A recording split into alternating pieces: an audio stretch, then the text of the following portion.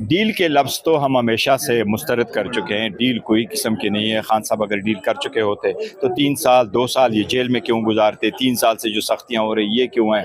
न सिर्फ ये पीटीआई, खान साहब और बुशरा बीबी और उनकी फैमिली और खान साहब की फैमिली, डील का क्वेश्चन ही नहीं। हम आज़ाद अदलिया के लिए हैं और जमहूरियत के लिए है, ईवान की बालादस्ती के लिए हैं, तो वो तो क्वेश्चन नहीं है। लेकिन अलबत्ता जो खान साहब की केसेस है वो कोर्ट कचहरी वाले केसेस नहीं हैं। हमारे केसेस सियासी नीयतों के केसेस बने थे, सियासी बुनियादों पे किए गए। जो लोग पार्टी छोड़ गए उनके खिलाफ कोई केस नहीं हुआ। जो पीटीआई मेरा एक नज़रिए के साथ रहा उन पे केस भी हुए, कन्विक्ट भी हुए, डिस्क्वालीफाई भी हुए। यह आइन कानून के ख़िलाफ़ है, यह अवाम की मंशे के ख़िलाफ़ है। इसलिए इसका एक सियासी हल ज़रूर होना चाहिए। मैं अभी भी कहूँगा कोई देर नहीं है, सियासी हल होना चाहिए। मैं नुमाइंदा हूँ खान साहब का, वो लीडर है, चाहे वो जेल के अंदर है चाहे वो जेल के बाहर है। हमारे लिए कुल या कानून आइन खान साहब है, जो वो कहते हैं हम करते हैं। And with all due respect वो रिजिड नहीं है, उन्होंने बड़ी फ्लेक्सिबिलिटी दिखाई है।